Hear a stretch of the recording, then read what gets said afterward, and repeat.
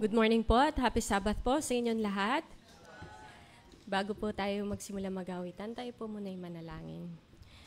Our most gracious, kind Heavenly Father, we come before you full of gratitude for bringing us together this Sabbath morning. Thank you for the opportunity of worship and the privilege of serving you. As we prepare to lift our voices in praise, we invite your Spirit to fill this place. May our songs be a joyful offering to you. Forgive us from all our sins. In Jesus' name we pray. Amen. Ang ating pong unang awitin ay There's Sunshine in My Soul Today. Hymn number 297.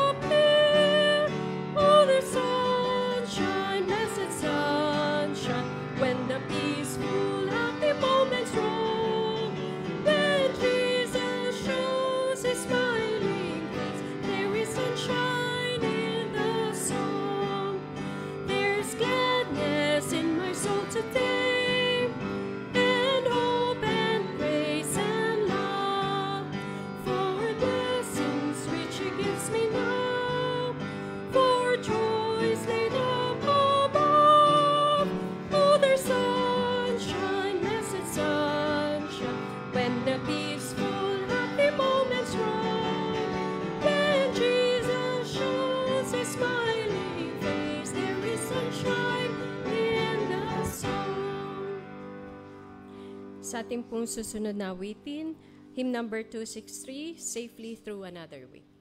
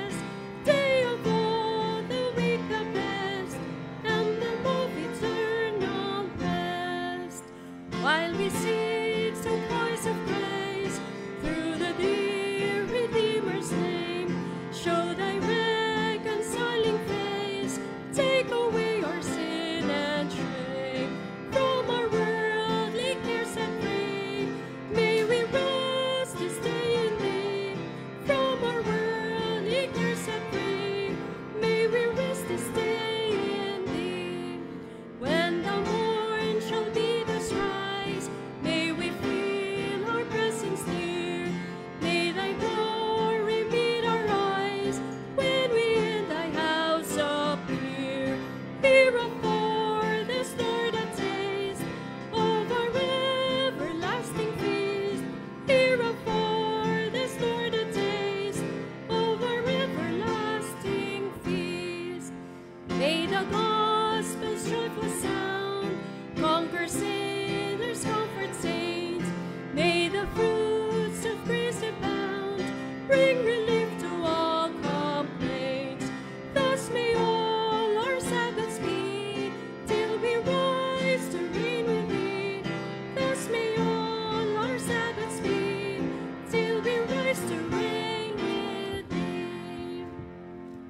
open our service, let us all sing When He Cometh.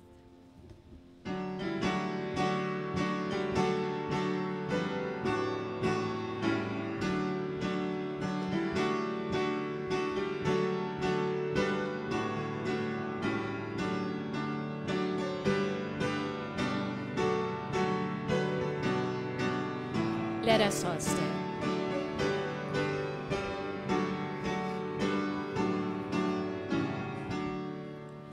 When He cometh, to make up His jewels, all His jewels, precious jewels, His love and His own. Like the stars of the morning, His bright crown adorning, they shall shine in their beauty, bright gems for His crown. He will gather the gems for His kingdom, all the pure ones, all the bright ones, His love and His own. Like the stars of the morning, His bright crown adorning, they shall shine in their beauty, bright gems for His crown.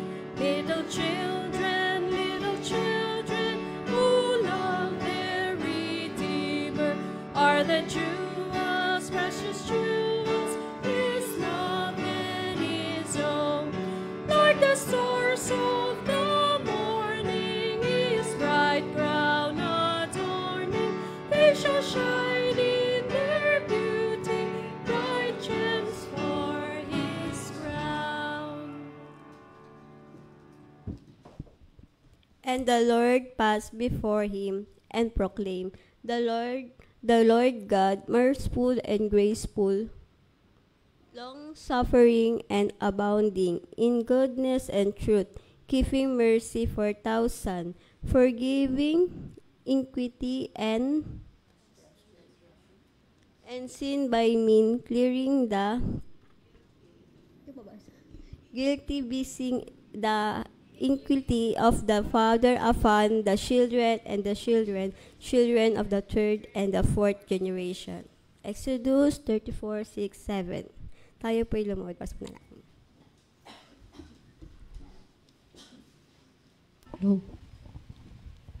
Lord God, maraming salamat po sa umagang ito. Kami po'y napunta sa inyong bahay-simbahan upang magtipon-tipon upang makinig ng iyong salita. Sa tulong po ng mga participants na magbibigay at maghahatid ng iyong salita ng kami po'y mabless ngayong araw. Maraming salamat po sa mga blessings namin natanggap sa araw-araw at sa mga kapatid na papunta pa lamang po dito, hinihiling po namin ang inyong gabay. Patawarin po kami sa aming mga nagawang kasalanan, lihim man po o hayag. Sa pangalan po ni Jesus, Amen.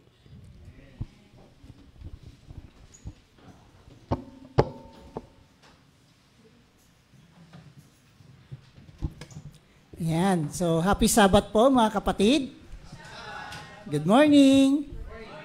God is good? All the time? Parang matamlay. Nantok pa ba? Yan, dapat masaya dahil araw ng Sabat, no? So, purihin po natin ang Panginoon at tayo po muli makapag-worship sa Kanyang harapan, no? Blessed po tayo dahil sa panahon pa natin ngayon ay malaya pa tayong magsamba at magpuri sa Kanyang pangalan. No? Darating ang panahon tayo po ay hindi na magkasama-sama. No? Kanya-kanya na siguro.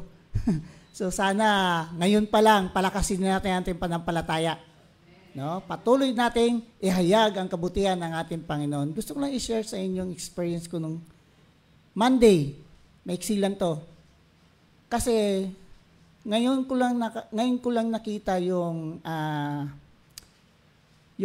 experience ni Hope, no? Totoo pala nangyayari, no? Kasi may nakilala po ako. May sinervisan kasi ako nung Monday. Yung kapatid niya, yung panganay, yung pinagservisan ko. Susunduin namin yung kapatid niya, dalawa, kasi birthday yung asawa niya nakakamatay lang. No? Sa kanila kasi sineselebrate pa yung birthday kahit patay na yung tao. So ngayon, sinundo namin yung pangalawa niyang kapatid. Yung gusto kong ikwento, yung pangalawa niyang kapatid. Kasi yung pangalawa niyang kapatid ay may sakit na cancer, breast cancer, at skin cancer, stage 4. Ang masaklap pa nito ay yung mister niya ay kakamatay lang din, heart attack. At yung kaisa-isa niyang anak ay nagpakamatay dahil iniwanan ng girlfriend. 20 years old. So, napakasaklap nung kalagayan niya, di po ba? Pero, na-touch ako nung, pero parang nahiya akong lapitan, nakausapin. Kasi nung bumaba siya sa sasakyan, naantay pa namin magbukas yung kakainan nilang store. Pumunta siya doon sa dulo, sabi ko, ma'am, mamaya pa po daw bukas, baka mainitan ka dyan sa labas. Siya, hindi, sandali lang. Kasi baka magugulat ka sa akin. Sabi ko, naisip ko, bakit kaya? Yung pala, pumunta doon sa isang sulok para manigarilyo. Sa katwiran niya, mamamatay naman daw siya. Kaya, lubos-lubusin niya na. Kaya di ko alam kung lalapitan ko ba siya, kakausapin, encourage, or ano. Kaya di ko maalam kung ano yung pakiramdam ko sa kalagayan niya. At ang ano pa nito, yung isa niyang kapatid, kasi tatlo lang magkapatid, yung bunso nilang kapatid na lalaki ay merong heart problem. Actually, yung puso niya ay machine na lang gumagana.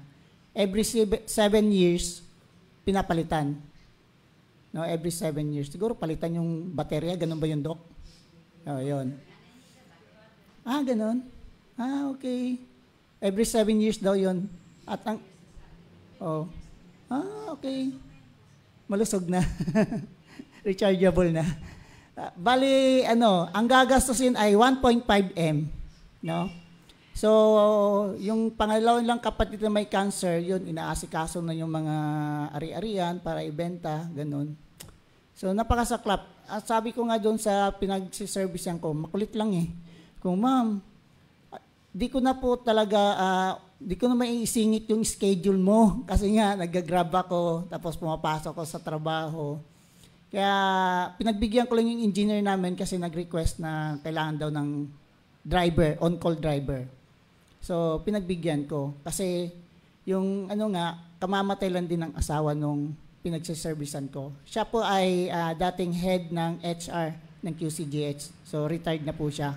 Tapos mga anak niya ay nasa Canada na. So, siya na lang nandito tsaka yung katulong. Tapos yung sasakyan nga nila, walang gumagamit. Kaya, kailangan niya ng on-call driver. So, pinagbibigyan ko naman, sinisingit ko na lang sa mga schedule ko na para lang sila Ang ginagawa mo lang niya ay paglinggo magsisimba, tapos dadaan doon sa kulumbari ng asawa niya. Tapos, kakain, mag-grocery, yun lang. So, pinagbigyan ko na lang din para makapag-serve. Sana naman ay magkaroon ako ng pagkakataon na sila po yung mabahagian ng salita ng Diyos. So, ipagpe-pray po natin si Mrs. Ramos. Yan lang po ang aking mixing experience na sana ay makapulutan natin ng aral. No? So, ang ating mga participants sa umagang ito ay pasalamatan po natin ang ating song leader na si Brother Doc and Sister Marian, tandem, usually, yanan. And then, ang ating opening prayer ay si Sister Marlene Espiritu. Yan, umuwi na siya dahil paliligawan pa daw ang kanyang anak. No? And then, yung lingkod po, welcome remark, ang ating promotional talk ay papalitan po ni Elder Orbit Ocdamia. Ang ating musical offering, pagkakalob sa atin ni Mr. and Mrs. Espiritu. At ang mission emphasis, pagkakalob sa atin ni Sister Caitlin Ocdamia. And then, lesson review ng care group. And then, closing prayer po ng Elder of the Week. Ito po lang po ang ating worship program sa umagang ito. Naway mabless po tayo at patuloy po nating damahin at ipagdiwang ang araw ng Sabat ng ating Panginoon.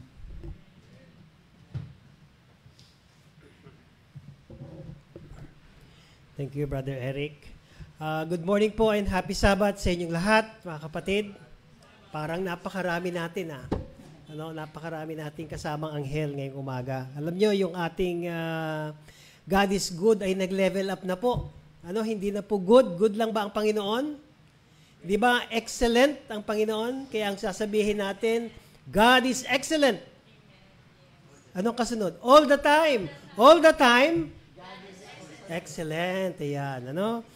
Okay, ngayong umaga po ay meron po tayong sineselebrate. Alam po ba niyo kung ano sineselebrate natin ngayong araw na ito? Pathfinder Day. Ito po ay World Pathfinder, hindi lang po dito sa atin. Ano? Alam po ba niyo kung ilang taon na ang ating Pathfinder? Tayo po ay nagse-celebrate ng, meron po bang magkakahula? Ilang taon na po? 75. Ano? 75 years. Ano ba yung 75 sa mga stones? Diamond na, ano? Diamond year. Ano? Ngayon ang World Pathfinder. Ano? So bakit po ba ito sineselebrate? Ano? Alam po ninyo, nakakalimutan na nga itong pag-usapan. Minsan sa mga church, lumilipas ang panahon. Meron bang Pathfinder pa? Uso pa ba ang Pathfinder? O sa school lang natin nagagawa ito? Ano? Akala natin ay ito ay para lang sa mga estudyante. Pero po ito ay world, ano, buong. Tayong lahat po, ano, ay kasama, ay dapat maging Pathfinder. Kayo po ba ay dumaan ng pagka-Pathfinder nung kayo ay mga bata? Yes. Ano, pagka tayo po ay nagpaaral dito sa ating mga schools, tayo po ay automatic, ano, sinasama. Pero paano naman po yung mga kapatid natin, ano, na hindi po nakapagdaan sa mga pathfindering? Ano po ang kanilang pwedeng gawin? Ano, dahil unang-una dapat malaman muna nila ano ba yung pathfinder, ano? So tatanungin natin, ano ba ang pathfinder? Ano? Ang sabi po dito sa atin, meron po tayong team. Ang team po ng pathfinder is Pathfinders on Purpose. Yan, ano? Mayroong purpose ang ating mga pathfinders.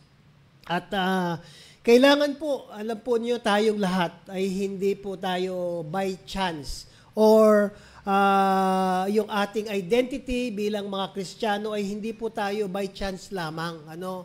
Tayo po ay mayroong purpose. Ano? At ang Panginoon ay nag-design na tayo ay hindi lamang maupo sa ating mga church, makinig sa mga messages, pero kailangan po tayo, ano, pagkatapos natin marinig, ano, yung magagandang mensahe, tayo po ay lalabas, magse-service. Ako nga po ay na-inspired doon sa kwento ni Brother Eric na siya ay nakakapag-service. Ano, binanggit niya yung salitang service.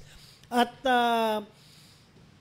maganda po pala ano, na tayong lahat ay may mga opportunity na ganito na nakapaglilingkod tayo, nakakapagbigay tayo ng service sa ating mga kapatid, sa ating mga kapwa, sa mga kaibigan natin, lalong-lalo na doon sa mga taong nahihirapan. Ano? Kaya kanina sabi ko nga, gusto kong kausapin si Brother Eric para akong na-inspire. Sabi ko, Brother Eric, meron pa bang mga ganyang mga senaryo na tatawagan ka lang on call kung marunong kayo mag-drive, mag-spend ng time, ano? Na tulungan ito, maglingkod para doon sa mga unable, wala silang matawagan. Pero kung tayo ay merong mga talent, magmaneho, mag-drive ng ibang tao, pwede po natin gawin yun. Ano? Siguro kung tayo ay mga nurse, mga medical professional, at merong nangangailangan na kailangan ng puntahan siya, ganyan, pwede rin natin gawin yan. Kasi yan po ang mga pathfinders, ano? Ready to serve, ano? For Christ, ano? So ano po yung mga, meron pong 3 team, ano? Ito actually 4, ano, na binabanggit dito sa ating, pero bago yan, alam ko meron tayong video, ano, na gusto muna natin makita. Pakita muna po natin yung ating short video clip tungkol sa Pathfinder. See the smiles. See the joy. See the friendships. See leaders. See the outdoors. See learning. See the scarves.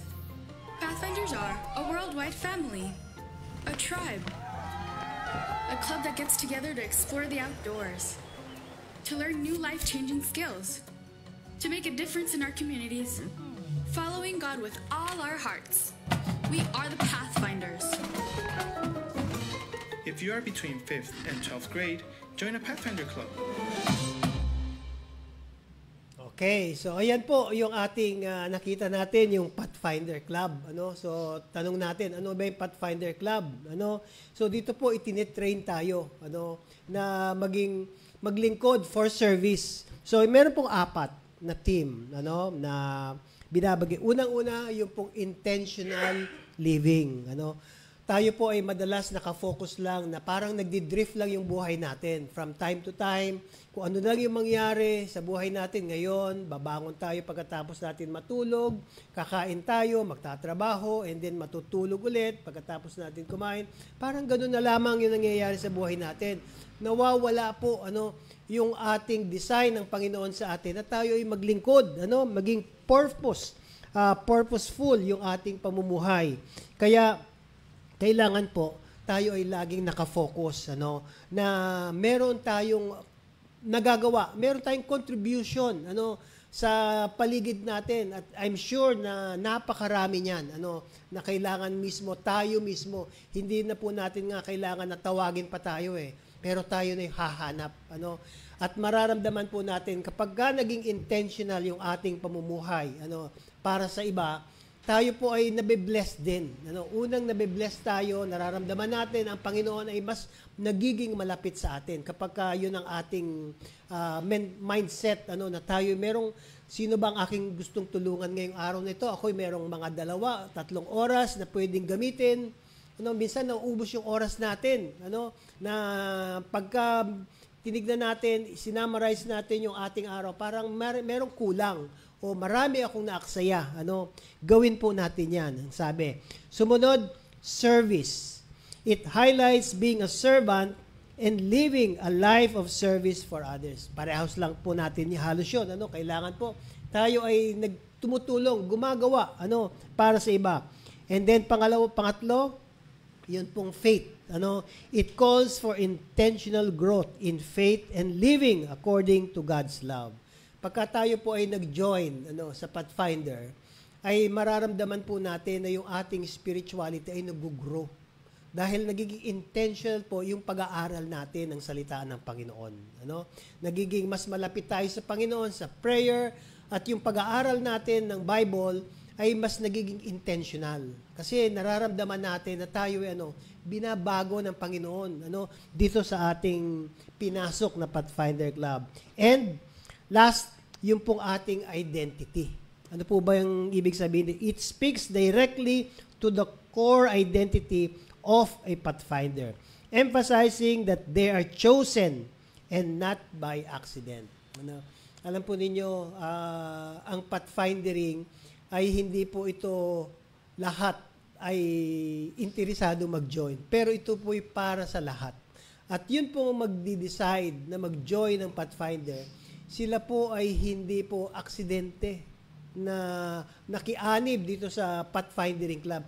Ito po ay ginawa dahil ang Panginoon mismo ang pumili sa atin. Kaya tayo pong lahat, kahit po tayo ay mga bata, mga matatanda, ay ang Pathfinder po ay hindi po ito nalalaos, hindi po ito na-outdate ng panahon. Kung hindi ito po ay all generation, habang tayo ay nabubuhay, ay maari po tayo maging isang Pathfinder. Kaya mamayang hapon po, meron pong induction ceremony ang Imelda. Dahil nga po ito ay araw ng Pathfinder, tayo po ay maaring makilahok, makita natin ang mga kabataan, ang mga bata ng 160 na sila po ay i-induct na sa kanilang adventurer club mamayang hapon. Kaya kung nais niyo pong ma-witness ito, ma-encourage tayo na mag-join, alam ko po na tayong lahat ay tinatawagan ng Panginoon na makibahagi sa gawain nito, at sa ating kakayanan pwede pa rin po tayo na makapaglingkod para sa ating Panginoon. At unang-una, tayo po ang mabe-blessed kapag po tayo ay nag-join ng ating Pathfinder Club. Maraming salamat po and happy Sabbath.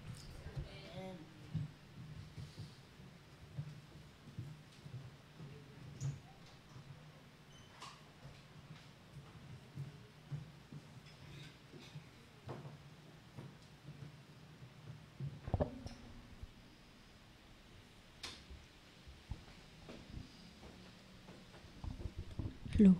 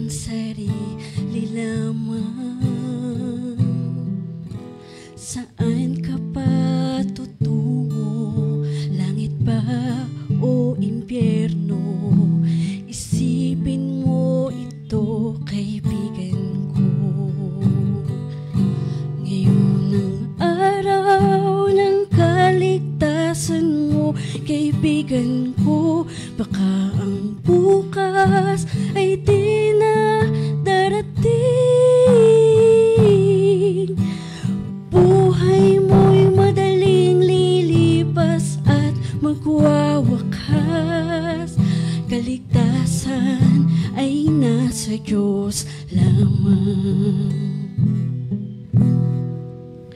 Ikaw ay naging tao, mahal na kaibigan, upang maglingkod sa Diyos lamang. Huwag nang magpaliban, huwag nang mag-alinlangan, pinto ng iyong puso ay pagbuksan. Ngayon ang araw ng kaligtasan mo, kaibigan ko, baka ang bukas ay di na darating. Buhay mo'y madaling lilipas at magwawakas, kaligtasan ay nasa Diyos lamang. Magpasya ka ngayon habang may panahon, alinlangan pawiin mo ngayon. Hanapin ang daan tungo sa kaligtasan, kakamtan mo ang buhay na walang hanggan. Ngayon ang araw ng kaligtasan mo, kaibigan ko, baka ang bukas ay di na darating. Buhay mo'y madaling lilipas at magwawakas, kaligtasan ay nasa Diyos lamang. Ngayon ang araw ng kaligtasan mo, kaibigan ko, baka ang bukas ay di na darating.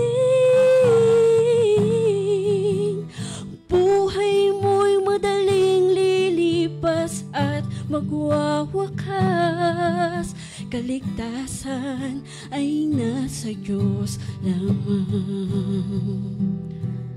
Kaligtasan ay nasa Diyos lamang.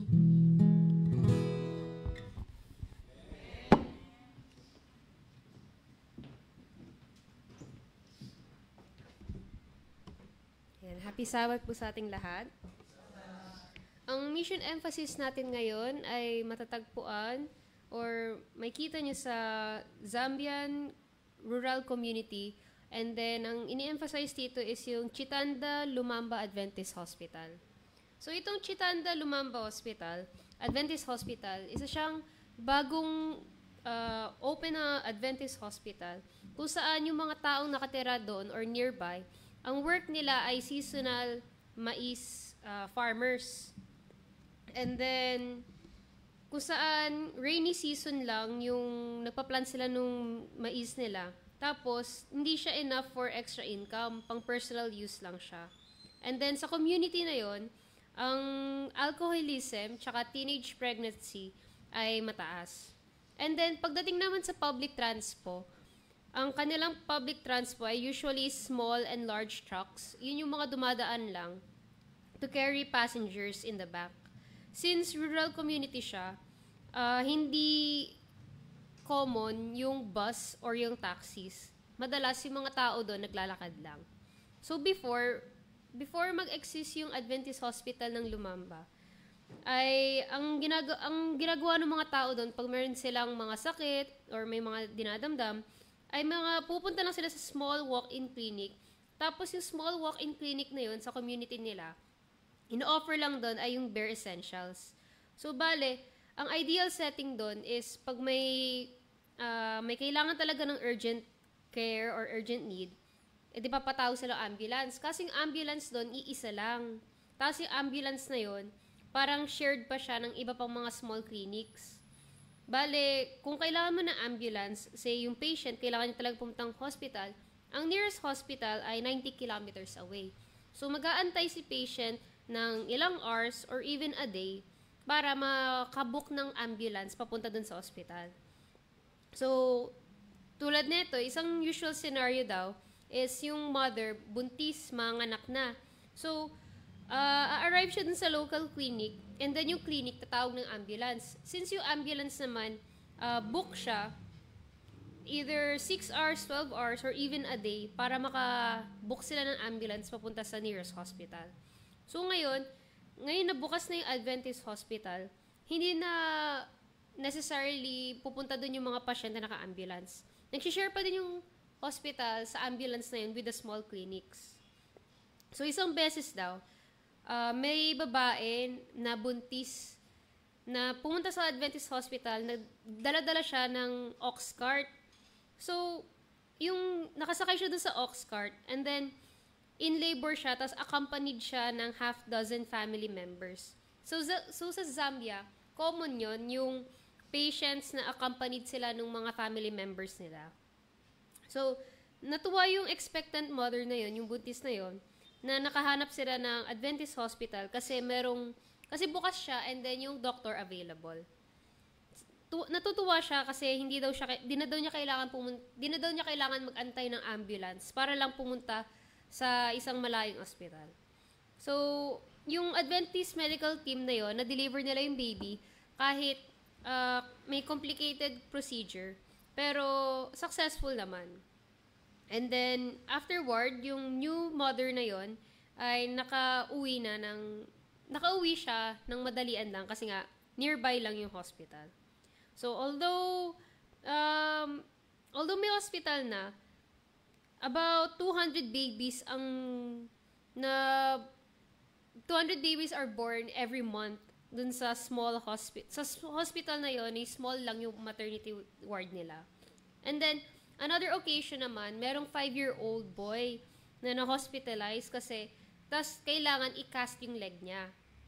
Yung mother ng boy na yon, natuwa siya kasi makapag-stay yung anak niya dun sa hospital, tapos di na nila kailangan pumunta sa malayo, tapos uuwi pa ng matagal, like malayo rin. So, before daw, kwento nung mother nung boy na yon, meron lang silang small clinic, tapos mag-aantay pa sila ng matagal, kasi mahaba din yung pila sa clinic. Tapos, natutuwa sila kasi yung check-ups nila, hindi na sila kailangan pumunta dun sa malayo. Dito na lang sila sa nearby hospital. So, yung Chitanda Lumamba Adventist Hospital is filling an important need in the community and hopes to do much more. So, ngayon, ang priority ng hospital nito, na may kasama sa ating sa mission, is makapagpa-build sila ng kitchen as well as laundry. So, a proper kitchen is needed, hindi lang to prepare healthy food, and not only for patients, pero para sa mga relatives na nag-a-accompany sa kanila. And laundry kasi nila is currently done by hand. And yung pag-acquire ng washing machine tsaka dryers ay makakapag-improve ng patient care nila. So, si Mwate Mombazi, yung last week nating mission story, ay isang pediatrician, tsaka isa siyang health ministries director para sa Northern Zambia Union Conference, kung saan nakalocate yung hospital.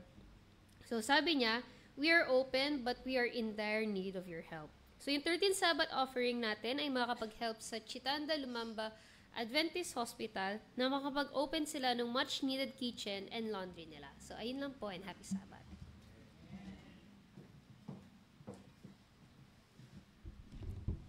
So, bago po tayo tutungo sa ating lesson review, request ko po si Brother Doc tugtog sa piano at tayo po'y tumayo at kantahin po natin ang I'm so glad I'm a part of the family of God. Yan, tayo po'y tumayo at kamayan po natin ang bawat isa.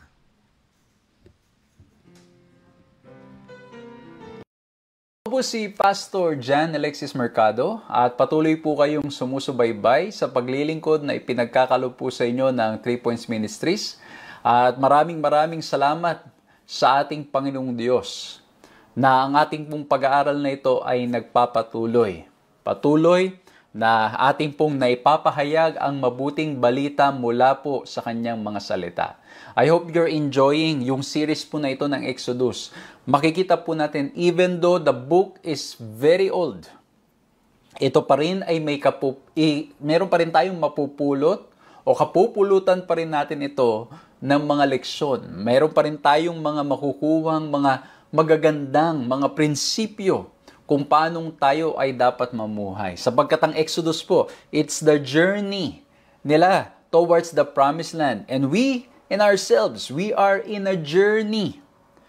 Tayo'y patuloy na naglalakbay para nang sa ganon, dumating ang panahon na tayong lahat ay makasama na doon sa yung maranasan ng fullness of salvation ng ating Panginoong Diyos. Pero gusto ko lamang po laging i-emphasize, ng mga nakaraan nating pag-aaral, the business of God is to bring us closer to Him. It's not just about a change of geographical location. It's not just about a change of our situation. It's not just about a change of our experience. It's about growing in Him. It's about being with Him.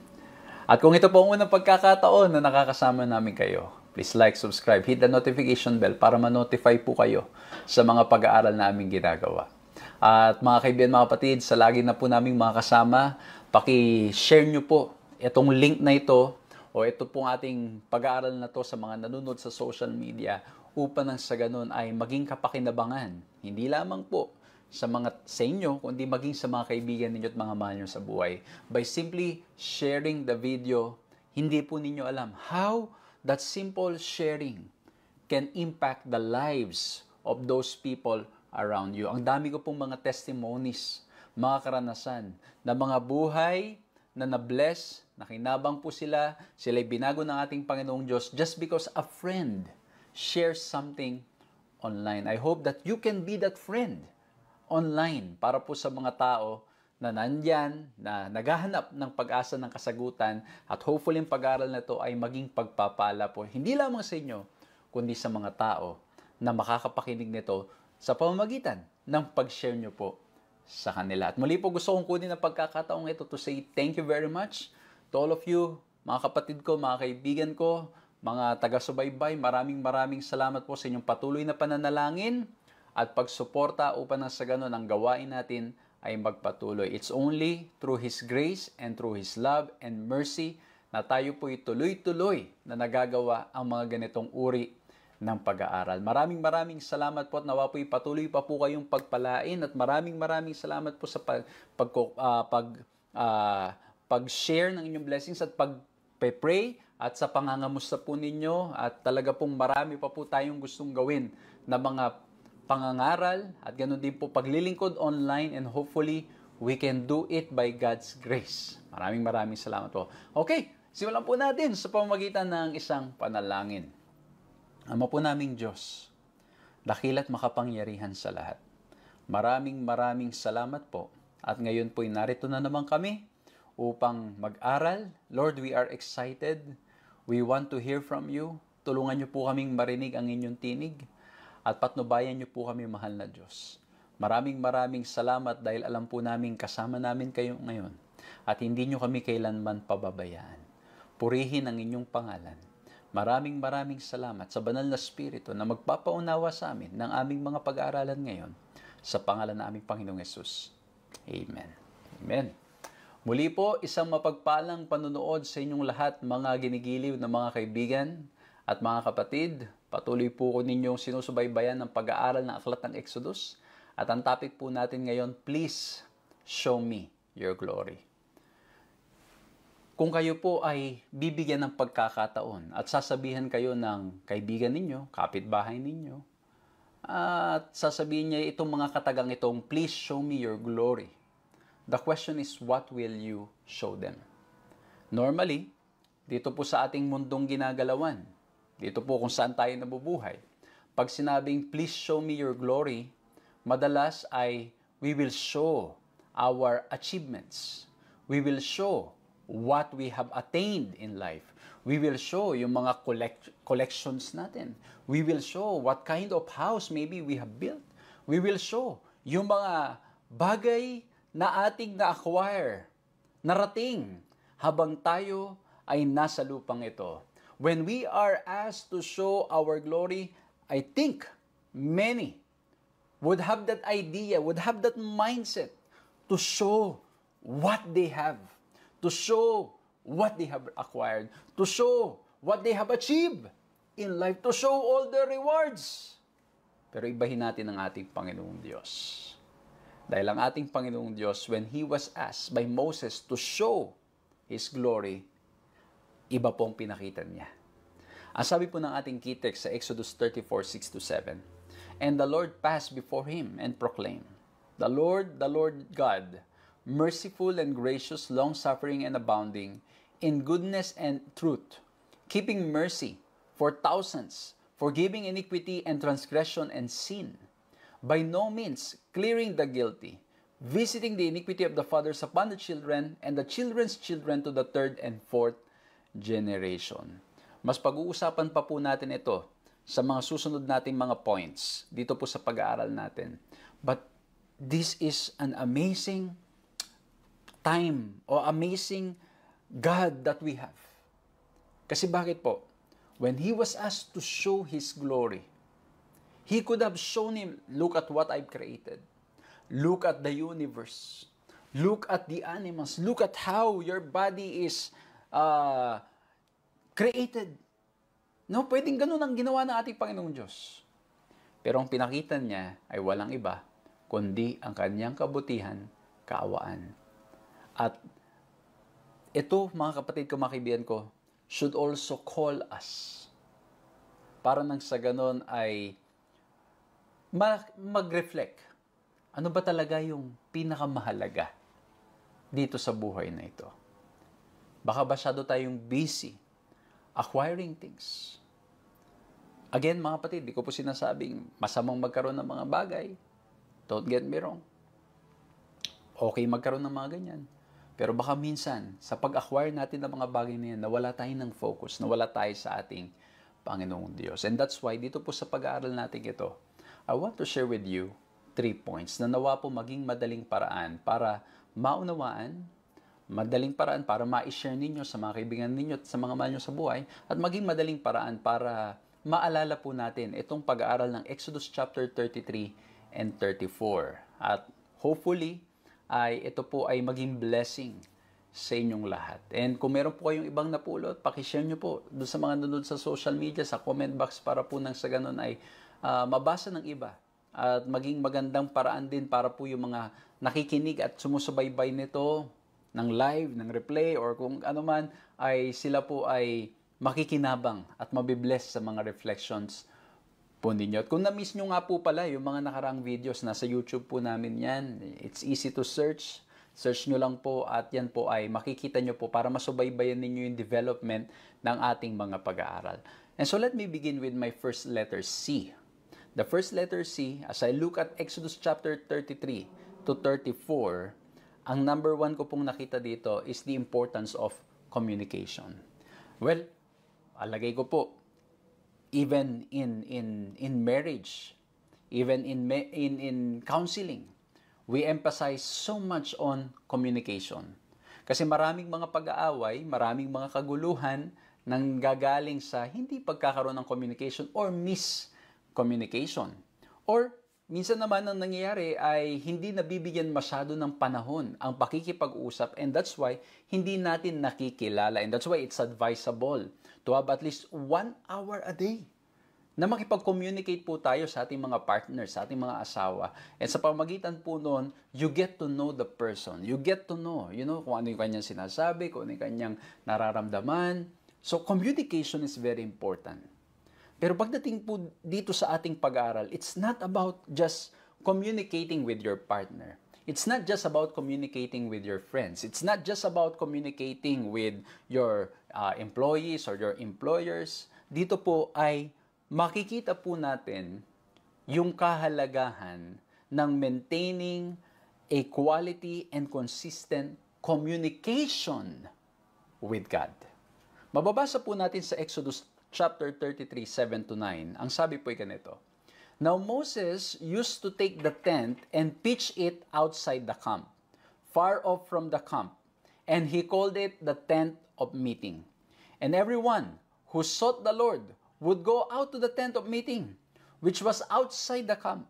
Whenever Moses went out to the tent, all the people would rise up, and each would stand at his tent door and watch Moses until he had gone into the tent.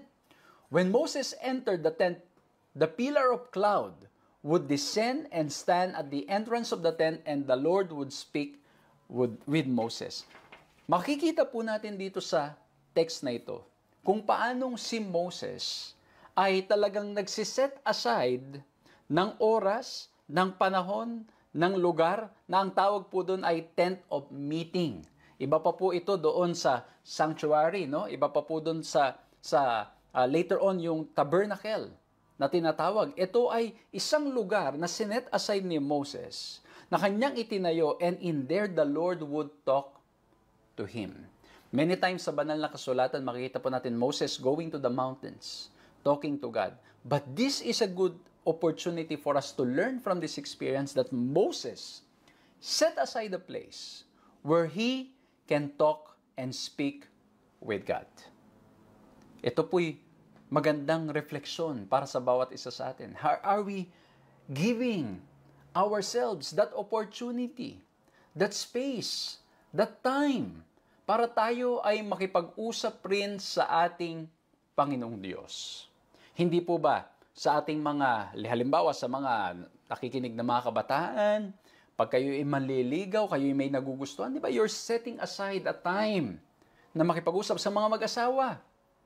Kami po mag-asawa, every night we will spend time talking with each other. Or ang nangyayari po ngayon, every time we go around and jog or walk, we talk, we spend time talking to each other.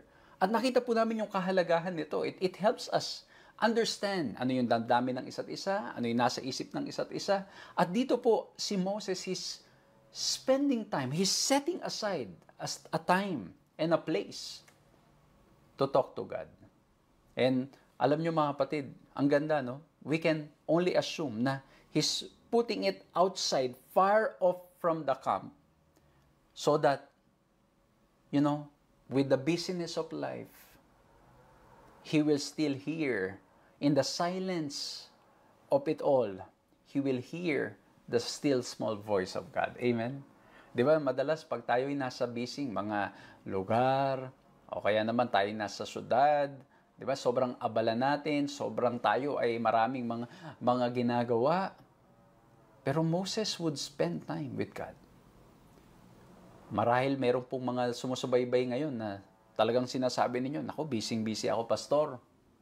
Marahil yung ilan sa inyo nagsasabi, halos wala nang panahon, pastor. Imagine nyo na lang po si Moses. Ang dami niyang nililid ng mga tao. Ang dami niyang reklamong naririnig. Ang dami niyang mga complaints, di ba, na tinatanggap. Ang dami niyang mga requests na tinatanggap. Ang daming mga problema kanyang kinaharap dahil sa mga tao na may mga hinaharap na mga pagsubok sa buhay. And yet, Moses will spend time speaking with God. I hope and pray that our busyness will never hinder us to spend time with God. I hope na yung ating pagiging abala ay hindi nakakahadlang para tayo mag-aral ng salita ng Diyos, para tayo manalangin. I hope na ito ay mas lalong maglapit sa ating Panginoong Diyos, because the more busy we are, the more heavy the challenges are, the more we need to spend time talking with God. At ang sabi sa Exodus 33:11, ang ganda ng description dito, thus the Lord used to speak to Moses face to face as a man speaks to his friend. Di ba pag kaibigan mo, lahat under the sun pwede niyong pag-usapan. Pag magkaibigan, lahat, maging problema mo, sama mo ng loob, mga galit mo, kasiyahan mo, yung mga nagpapakilig sa'yo, yung mga bagay na nagbibigay sa'yo ng kalungkutan, nagbibigay sa'yo ng kasiyahan. Pagkaibigan mo, ganyan. So, ganun ang description sa banal na kasulatan that Moses or God will speak to Moses as a friend. Si Moses, nasasabi niya lahat, na pag-uusapan nila. That's why a friend is a person we can consult. and openly discuss most everything with and trust that he or she will never reveal it to others. A friend is one of the nicest things to have and one of the nicest persons to be. O, di ba? Yung tunay na kaibigan will not reveal the conversation to others. It will remain confidential. I hope and pray that we are all growing in this kind of relationship with God. Na we can talk to Him as a friend. Na hindi na lamang ang ating Panginoong Diyos ay para bang ATM na pagkailangan natin at may mga prayer request tayo sa tayo mananalangin and we expect Him to immediately provide the answer. To immediately give us ang kasagutan sa ating mga katanungan o maibigay niya yung ating mga gusto. I hope that it's not like that. I hope that we are growing in our faith, we are growing in our relationship with God, at we can talk about everything under the sun. We can talk about our exams, we can talk about our work, we can talk about our friends, we can talk about our husband and yung husband mo, kung yung sa wife mo, maaari mong pag-usapan yung mga lahat ng mga bagay. At hindi lamang yung panahon na may problema, maging yung mga panahon na masaya. Na you can say, Lord, di ba pag may kaibigan kayo na, let's say, best friend ninyo, how long can you talk? Gaano kahaba? Maybe may magsasabi sa akin dito, naku, pastor, walang oras, talagang walang tigil yan. Usap lang ng usap, kwentuhan lang ng kwentuhan. I hope na tayo pong lahat we'll have that same experience with God, that He is our friend, that we can just talk to Him about everything. At hindi tayo Ito, mga kapatid, di ba pag best friend mo, kaibigan mo, hindi ka nagsasawang kausap? Di ba? Pero, bakit pag minsan tayo, no? Konting panalangin, konting usap sa Diyos, parang tamad na tamad, antok na antok, parang walang gana. Pero yung antok na antok ka na, nalaman mo na yung best friend mo tatawag o kaya naman darating, di ba? You want to spend time with that person. And this is an invitation for us. No wonder sa Peter, sinabi niya to, 2 Peter 3:18, "But grow in the grace and knowledge of our Lord and Savior Jesus Christ. To Him be the glory both now and forever. Amen." This is an invitation for us to grow in grace and to grow in our knowledge of our Lord and Savior Jesus Christ. And that can only happen if we spend time communicating with God. So again, tatanungin ko po ang bawat isa sa atin, kamusta po ang pag-aaral at pagbabasa natin ng salita ng Diyos? Kamusta po ang ating mga panalangin? Lately, I've been going through the book of Proverbs.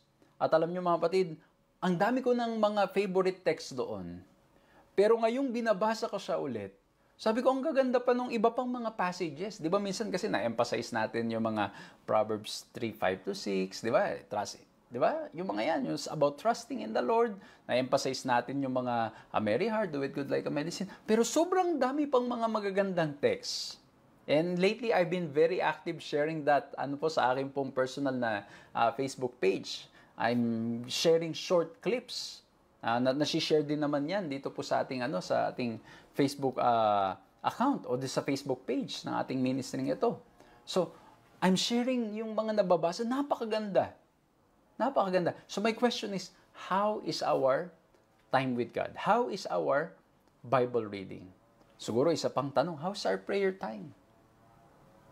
Because we are called to grow in knowledge, to grow in Christ, to grow in our understanding of who God is.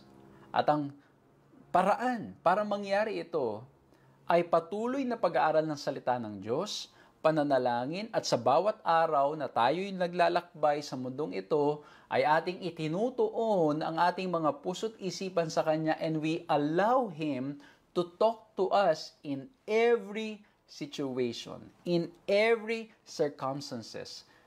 Dapat ang nasa isip natin, walang iba, kundi ang ating Panginoong Diyos. So number 1, mga kapatid ko, as I try to read Exodus chapter 33 to 34, I'm reminded of the importance of communication. Mahalaga. Especially, kung mahalaga ang communication sa ating mga partner, sa mga kaibigan natin, lalo nang mas mahalaga sa ating relasyon sa ating Panginoong Diyos. If there's a research, that you cannot grow a relationship, yung human relationship without proper communication, without giving time, without understanding each other through communication, how much more can we understand and how much more can we grow in grace and in the knowledge of our Lord and Savior, Jesus Christ. I hope we spend time communicating with Him. Amen? Sana po mga kapatid ko, mga kaibigan ko, hindi kayo nagsasawang mag-aral ng salita ng Diyos. Sana po hindi kayo nagsasawa na every time na may mga ganitong pag-aaral online, hindi kayo nagsasawang makapakinig. Sana po, kayo po mismo personally, hindi lang yung pakikinig sa ganitong pag-aaral, kundi yung pagbabasa mismo ng salita ng Diyos, sana po hindi kayo napapagod, hindi kayo nagsasawa, kundi gustong-gusto ninyo. Kasi bakit?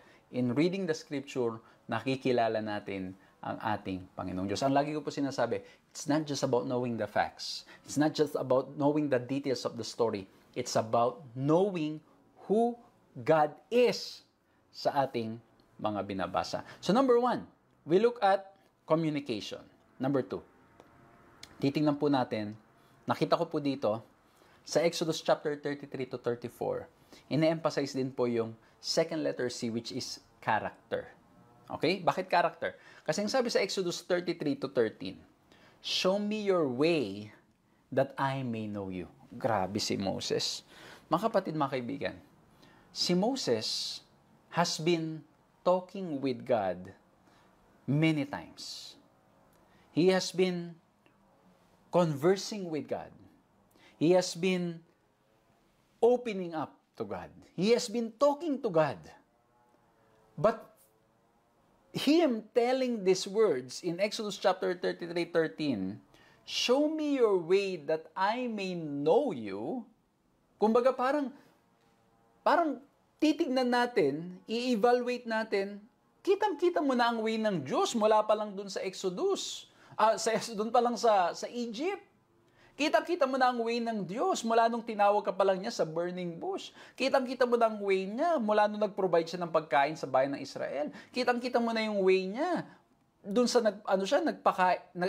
yung walang tubig pero nagkakaroon ng tubig. Kitang-kita mo na yung way niya sa pagliligtas ng ating Panginoong Diyos sa bawat isa sa atin. And yet Moses was asking God, show me now your way that I may know you. What is the meaning of this? And the lesson tells us that Moses was drawn into a deeper, intimate relationship with the Lord and how he grew spiritually.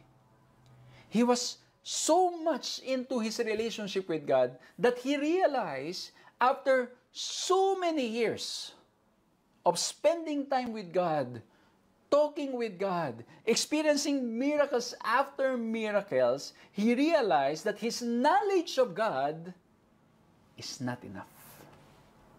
Na-realize ni Moses na hindi pa sapat, and that's why yung text na binasa natin kanina sa 2 Peter, grow in the knowledge. Na-realize ni Moses, hindi ko pa kilala ang Diyos.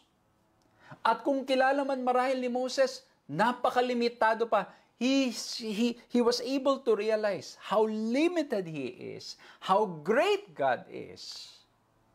Kaya nga sabi niya, show me your way now that I may know you. At alam niyo mga kapatid, hindi ito yung first time. Sabi ko nga po, hindi ito yung first time na nakipag-usap itong si Prophet Moses, o itong si Moses sa ating Panginoong Diyos. Sa Exodus 19 verse 3, yan yung si Moses ay nag-climb ng mountain, went up to God. He went to the top of the mountains, at pagkatapos yung thick cloud ay in-approach niya, thick darkness in Exodus 20:21, at doon nakipag-usap siya sa ating Panginoong Diyos. Sa Exodus 24:18, si Moses again entered the cloud and he stayed with the Lord 40 days and 40 nights. At dito ibinigay ng ating Panginoong Diyos yung Decalogue at pati yung instruction how to furnish the tabernacles. Tapos, he spent another 40 days and nights. No, sa Exodus chapter 32, 30 to 33, kumbaga mapapansin po natin mga kapatid, he's been spending so much time with the Lord, and yet he asks, show me your way now, that I may know you. Yung ma-realize natin mga kapatid, mga kaibigan, mga taga-subaybay, na hindi pa pala natin lubusang kilalang Diyos na ating sinasamba. And we desire to know Him more. This is what's happening with Moses. Na-realize ni Moses, hindi pa sapat yung aking nalalaman. Hindi ko pa talaga kilala ang ating Panginoong Diyos. Hindi ko pa talaga siya kilala. So that's why Moses wanted to know God more. Gusto niyang makilala pa ang ating Panginoong Diyos. And later on in the New Testament, Jesus will say these powerful words in John 17 verse 3, "And this is eternal life, that they may know you, the only true God, and Jesus Christ whom you have sent." It's all about knowing God. It's about knowing His character. It's about knowing and experiencing His love, His mercy, His graciousness to us. Kaya po napakaganda nito nung sinabi ni Moses that I may know you. At maraming mga instances sa banal na kasulatan that because of their knowledge of God, they are willing to face all types of sufferings, persecutions na kanilang naranasan. It's all nothing compared to the love of God. Amen? Compared sa pag-ibig ng ating Panginoong Diyos, lahat ng kanilang naranasan, wala lang. Kasi bakit mga kapatid ko, mga kaibigan ko? This is eternal life that I may know you. And when we know God, we have peace.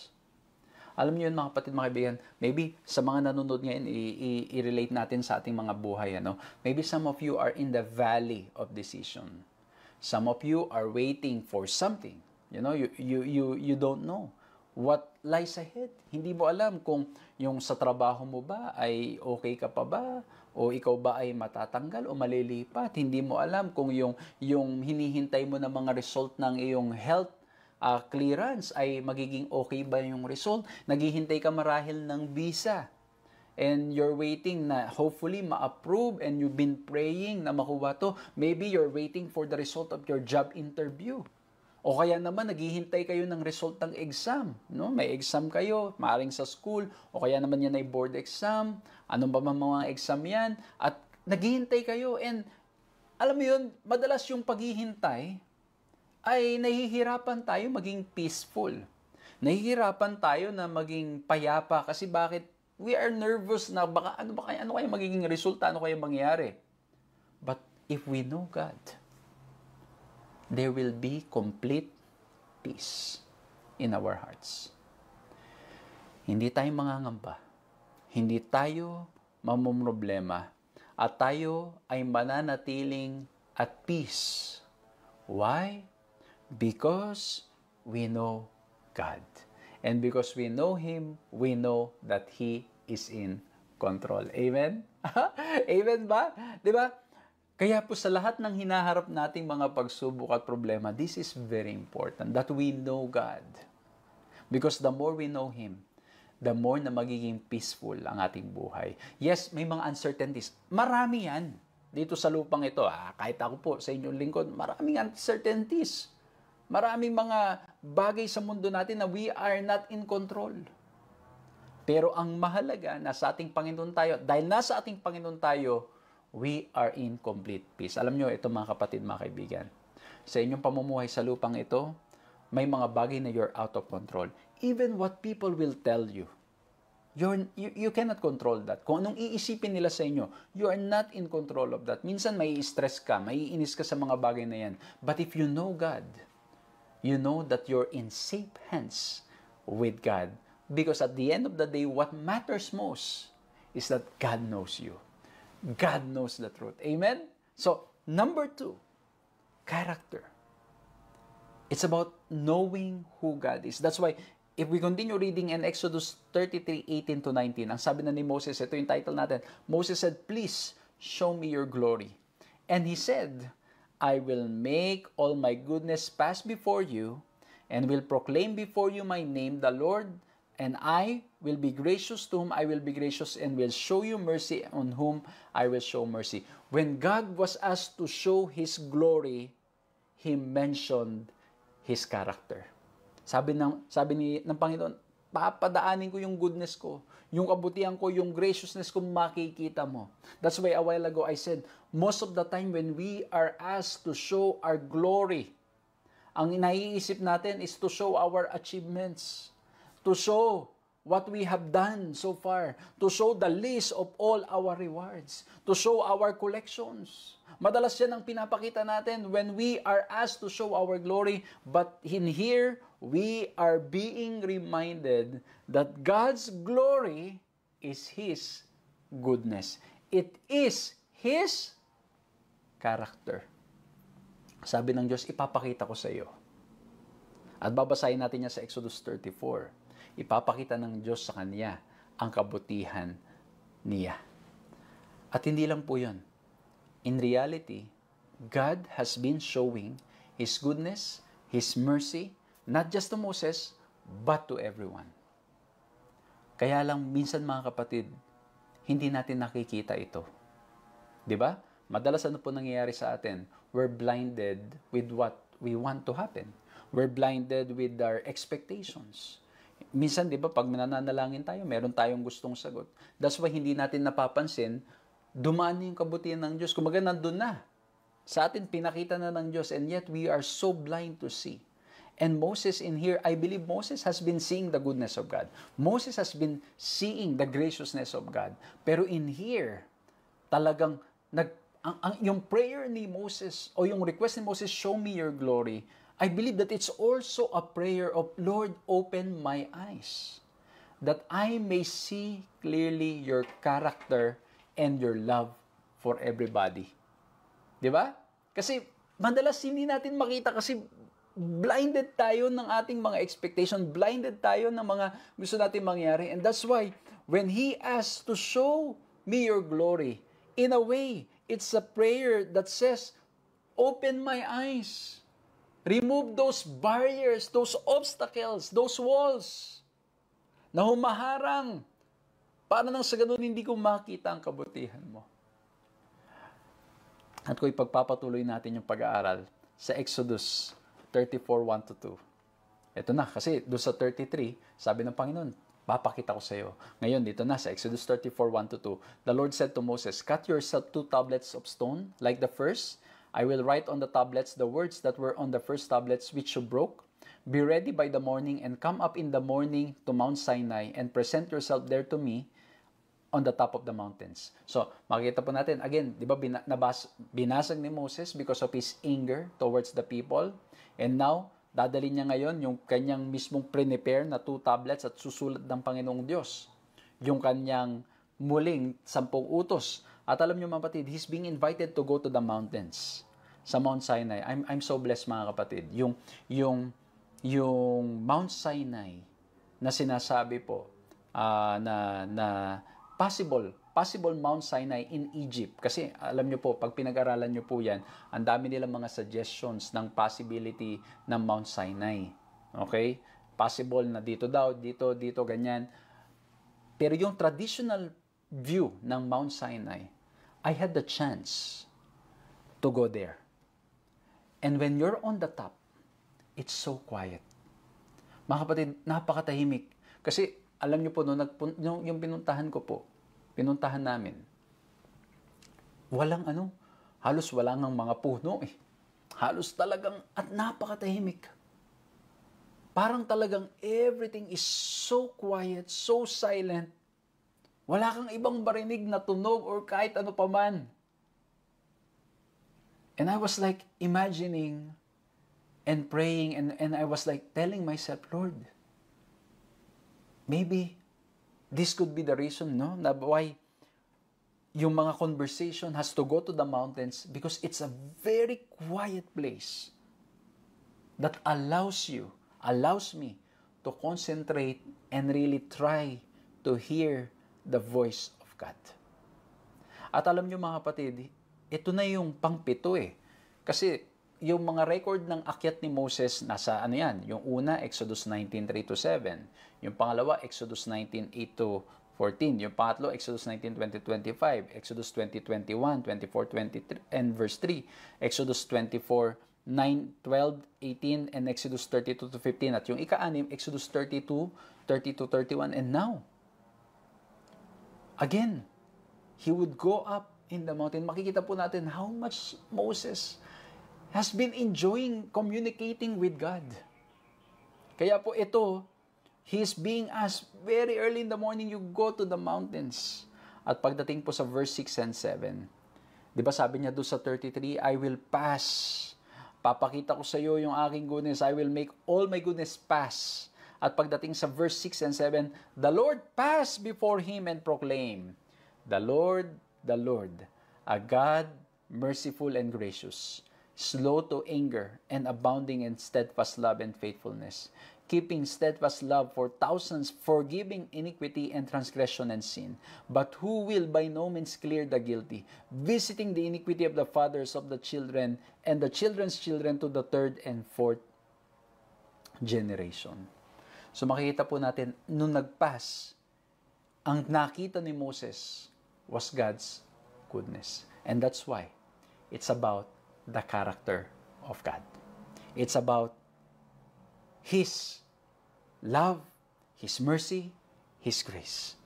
Kaya po, it is God's goodness and character pointed out by the Holy Spirit that convince people of their sinfulness and need of salvation.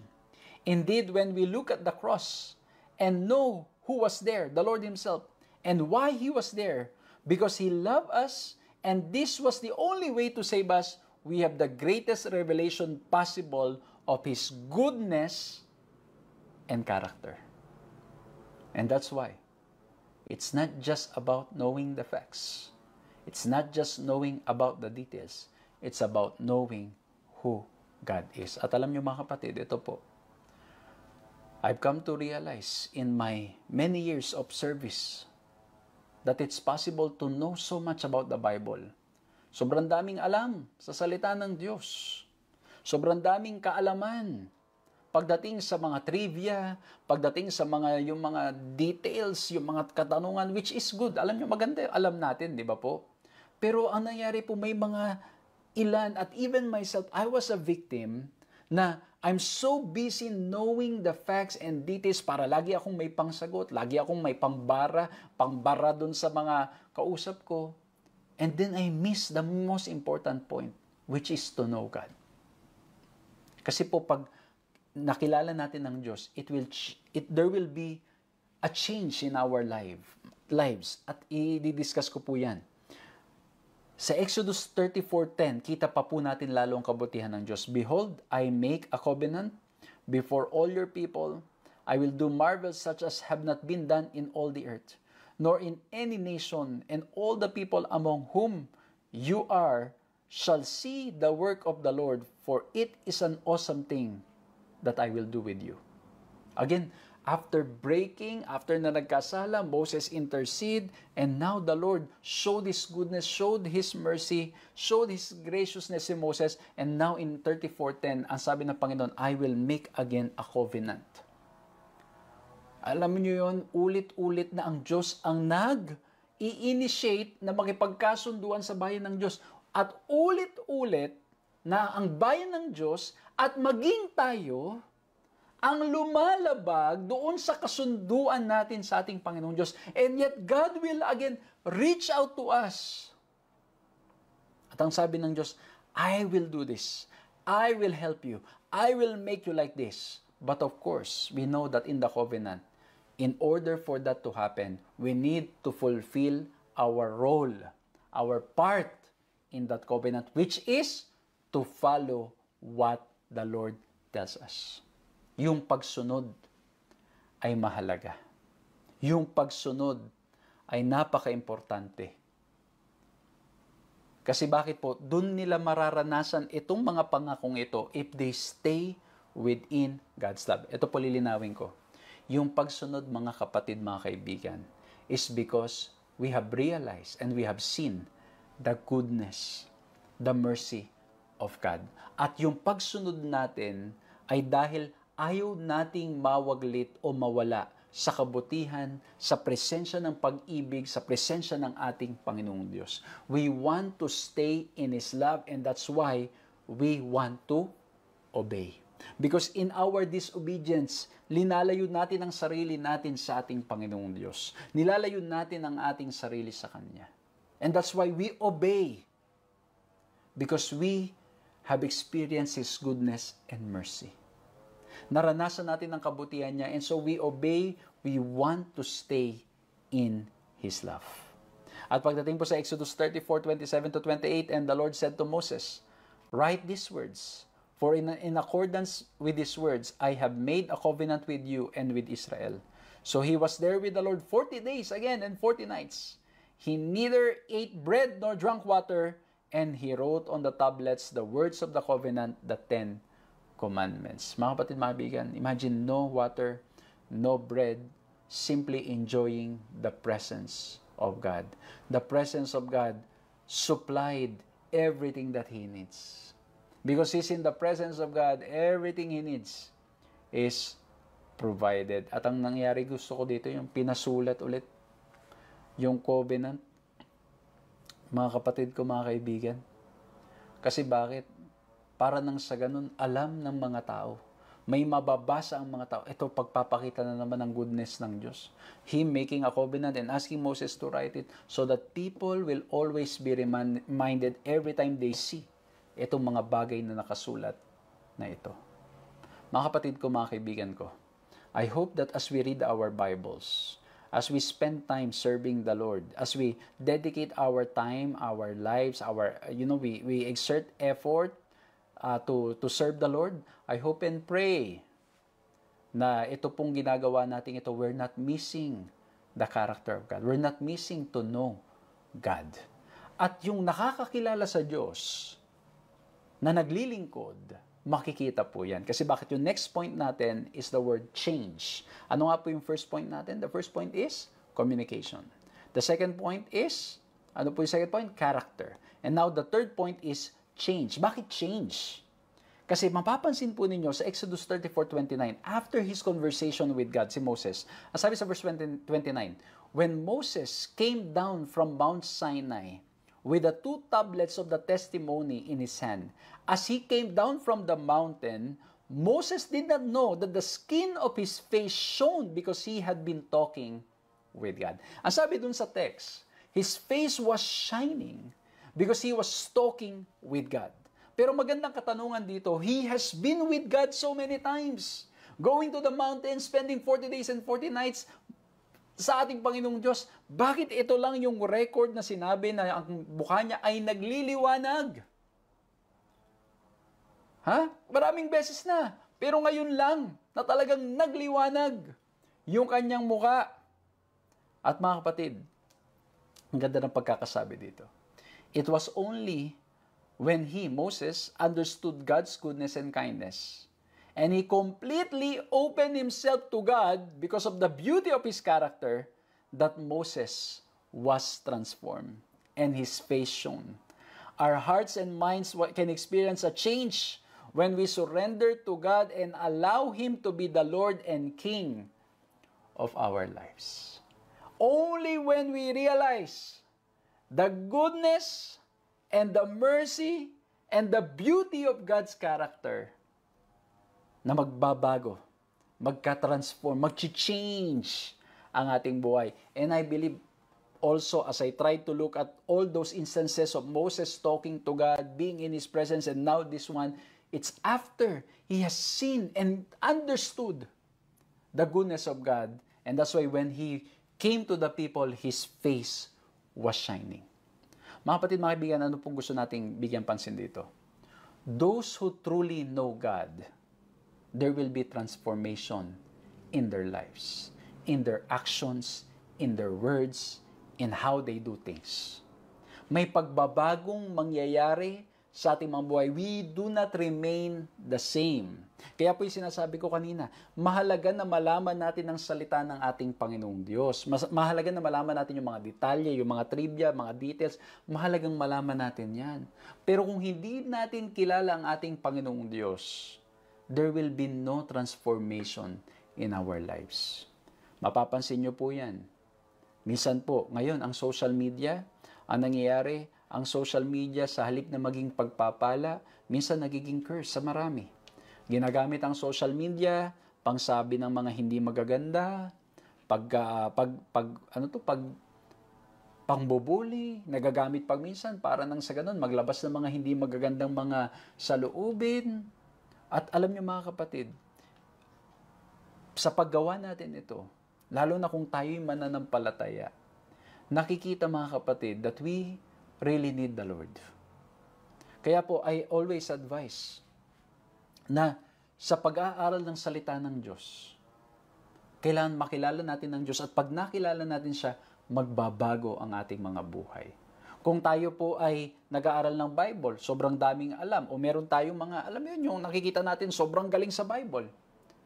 Pero ang mga sinasabi, ang mga pinopost online, ay makikita natin na walang kabanalan. Mga kapatid, this is a call for us to pray for that person. And if we are that person, it's a call for us to know God. Makilala natin ang ating Panginoong Diyos. May suko natin ang ating buhay sa ating Panginoong Diyos. Ako po, narealize ko mga kapatid, mga kaibigan, while I still enjoy studying the Bible, I still enjoy knowing details, knowing the facts. Alam nyo mga kapatid, grabe po. I love reading so much. I read so much books. Talagang ang hilig kong mag-aral at magbasa. Talagang, alam yun, talagang kahit nga po sa bahay, daming libro, tapos ang dami ko pang mga electronic books. But later on, I realized that habang nalalaman ko yung mga bagay na ito, ang mahalaga, pinakamahalaga, makilala ko ang ating Panginoong Diyos. At pag nakikilala ang Panginoong Diyos, may pagbabago sa ating buhay. May pagbabago sa ating pananalita, may pagbabago sa ating mga sinasabi, may pagbabago sa ating mga reveal o linalabas sa ating mga social media, may mga pagbabago with how we handle situation, may mga pagbabago with how we deal with controversies, with disagreements, nagbabago mga kapatid. And if in case, alam nyo, mga kapatid, tuwing nag-aaral tayo ganito, again, it's a call for us not to judge other people. Kasi ulitin ko, baka mamaya, masyado tayong busy tumingin sa ibang tao, sarili natin, hindi natin nakikita. It should call us to go back to the feet of the cross, or to the foot of the cross. Babalik tayo sa foot of the cross. Kasi bakit po?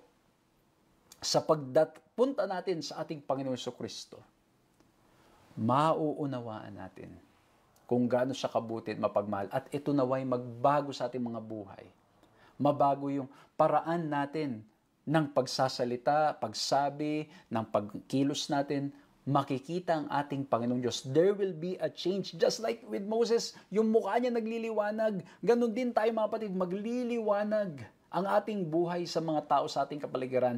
Yes, tayo lahat nagkakasala. Tayo lahat bumabagsak. Pero yung mga tunay na nagmamahal sa ating Panginoong Diyos, there is transformation. Makikita ninyo yan. Ako po mga kapatid, may mga ilang tao ako na I really know well. Sila yung mga kasama ko na noon. And I have seen how the Lord transformed them. They are very sincere. In their personal time with God, they are very sincere. They are not perfect. But I have seen the growth. I have seen. And I'm so thankful that the Lord gave me these people na model, parang kay Moses, na ganito palang nangyayari. When we know God, yes, we have flaws, we have mistakes, but when we are growing in our knowledge of God, it transforms us, it changes us. Kaya sabi ni Ellen G. White, it is the glory of God to give His virtue to His children. He desires to see men and women reaching the highest standard.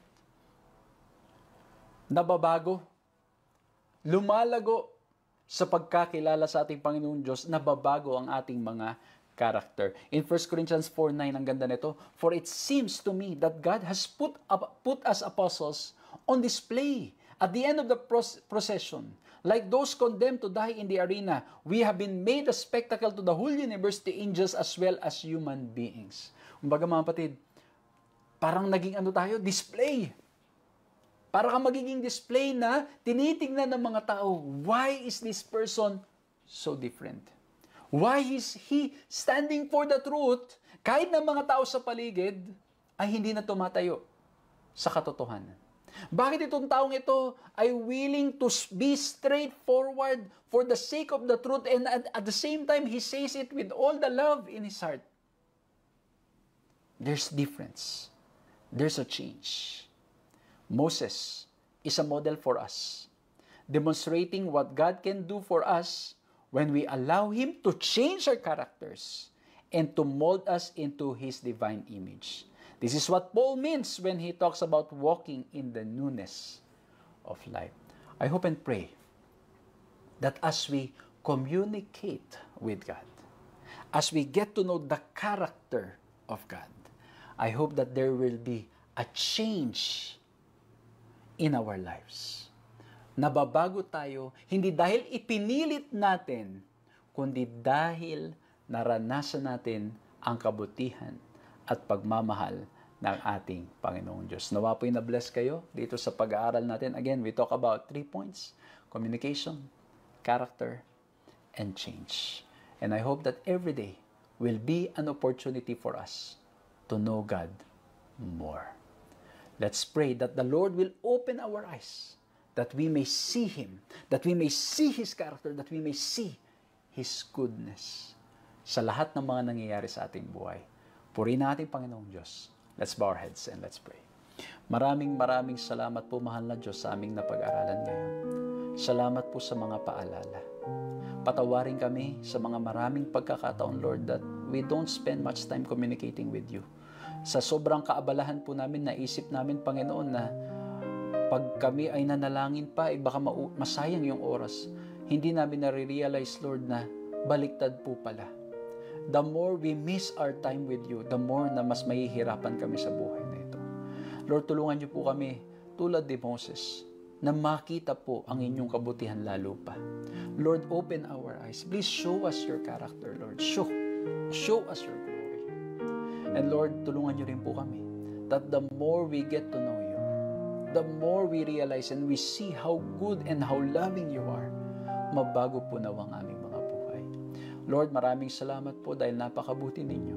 Salamat po na kayo Diyos na nagmamahal ng lubusan sa amin. Salamat po sa aming Panginoong Hesukristo na namatay sa krus ng Kalbaryo.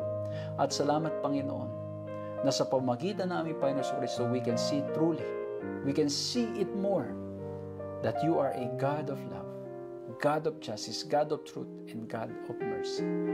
Pagpalain po ang bawat isa. Maraming salamat po sa pangalan ni Jesus. Amen.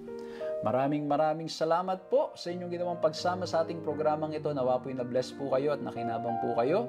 At nawa po pag-ibig ng ating Panginoong Diyos ang patuloy nating maranasan ngayon at magpakailanman.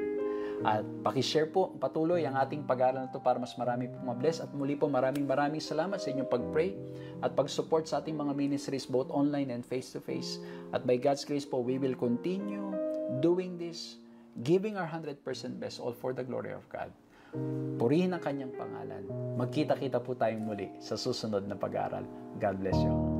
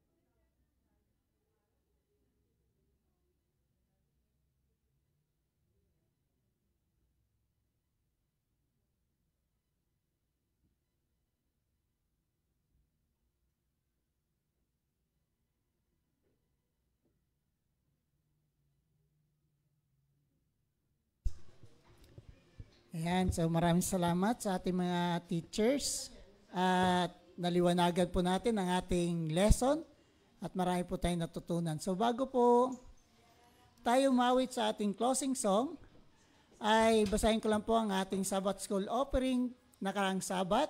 Ang children po ay nagkaroon po sila ng 163 pesos. Sa adult naman po ay 1,730 and 25 cents. So total of 1,893.25. So yan po ang ating Sabbath School offering last Sabbath. So habang inaawit po ang ating closing song ay mangungulik po ang ating deacon sa ating Sabbath School offering.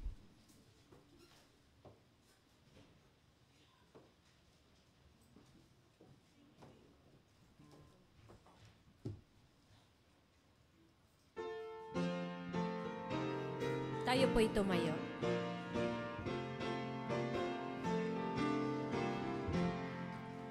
Commissioned by a loving God to grow, the church must really need to know.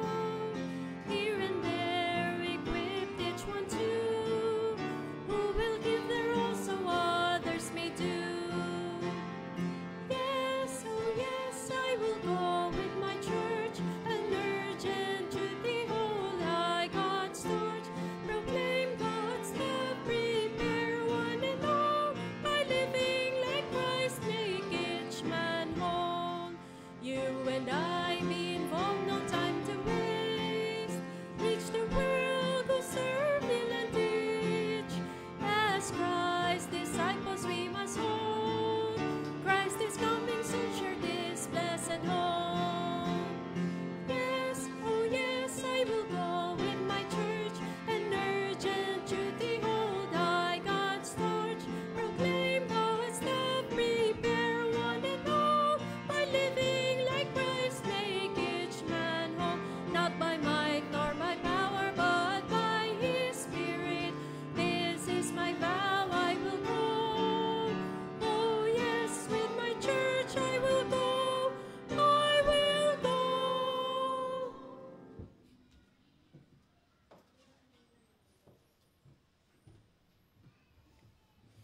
Tayo po manalangin. Ama naming Diyos na nasa mga langit, patuloy po ang aming pasasalamat sa inyo sa mga karanasan na patuloy mong ipinagkakalob sa amin sa araw-araw naming buhay. Higit sa lahat, Panginoon, maraming salamat sa pagkakataon na kayo po ay aming kilalanin bilang aming Diyos. At sa pamagitan po, Panginoon, ng paglapit namin sa inyo, ay ipinapakita mo sa amin, Panginoon, ang liwanag na nais mong makita rin sa aming mga buhay. Patuloy po, Panginoon, ang dalangin namin sa araw na ito ng Sabat ay lalo kaming mapalapit sa inyo, lalo kami, Panginoon, na gaya ng awit na aming narinig na tutugon sa inyong panawagan at humayo bilang iyong mga lingkod sa inyong bukirin. Pagpalain ang bawat isa sa amin, Panginoon. Patuloy kami na magamit sa ikasusulong ng inyong mga gawain at patuloy kami, Panginoon, mahanda sa inyong malapit na pagbabalik. Patawarin kami, Panginoon, sa aming mga pagkakasala. Ito po ang aming dalangin sa pangalan ng aming Panginoong Hesus. Amen.